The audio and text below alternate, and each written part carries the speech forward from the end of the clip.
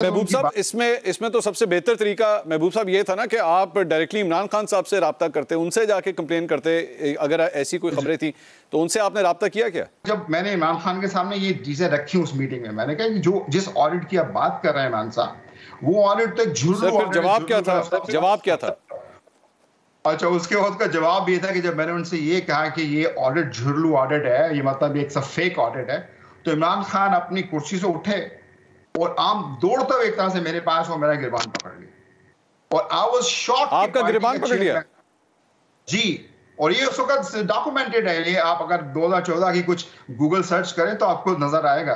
तो I was first shocked and then I was angry and I pushed him back.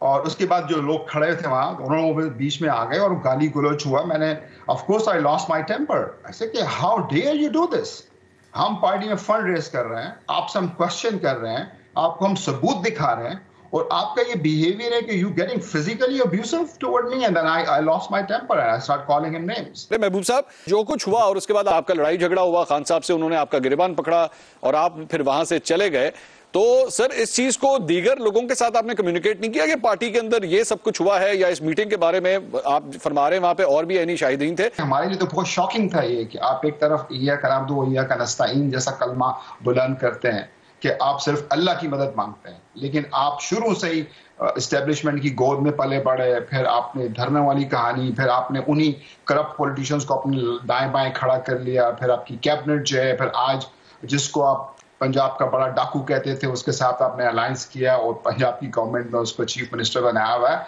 तो ये सब मुनाफिकत after मुनाफिकत, hypocrisy after hypocrisy. तो ये सारी महबूब साहब, मैं सिर्फ एक छोटा सा कमेंट मैं चाहूंगा। ये जो ऑडिट रिपोर्ट है, मैंने इसको बैठ के पढ़ा है बड़ी तफसील से। एक तो इसके पेज नंबर 2 के ऊपर ये लिखा हुआ है कि जी हमें जो बैंक स्टेटमेंट्स हैं वो उसकी कॉपीज ले जाने नहीं दी गई, कि जी ऑडिट भी करवा रहे हैं लेकिन उनको कॉपीज नहीं ले जाने दी गई।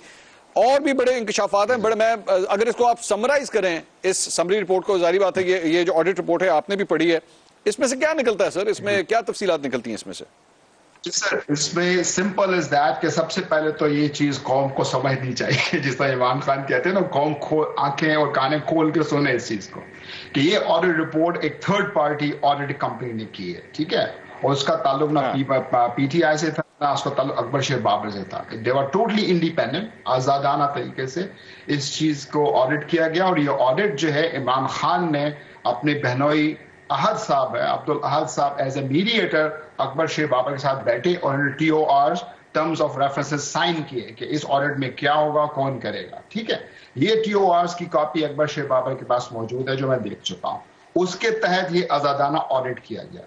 लेकिन जब ये ऑडिट आगे बढ़ा तो ऑडिटर के रास्ते रोके गए। उसको उन्होंने, जिस तरह से आप कह रहे हैं कि अकाउंट्स की कॉपी नहीं बनाने दी गई, और सिर्फ ये नहीं कि बैंक अकाउंट्स नहीं दिखाए, उसको उन्होंने एक्सपेंडिचर नहीं दिखाया, उसको अकाउंट्स भी पूरे नहीं दिखाए कि पैसा आया और उसके बाद गया किधर, उसको कुछ नहीं दिखाया। तो उसने अपना जो होता ना डिस्क्लेमर दिया है शुरू में, अगर आप पेज 2 से भी ऊपर पढ़ें, कि मैं सिर्फ इस अरसे के अंदर जो रेवेन्यू उसको देख रहा हूं, ठीक है, तो वो डिस्क्लेमर आ गया। अब पार्टी ने किया क्या इसके साथ, इस पैसे के साथ, या जो ऑडिट है, उस ऑडिट में उसने फाइंड किया कि जी इस बेज़ाब्ती, सबसे बड़ी तो ये है कि जो पैसा पार्टी का है ये मुलाजमीन के जाती अकाउंट्स में पड़ा हुआ है।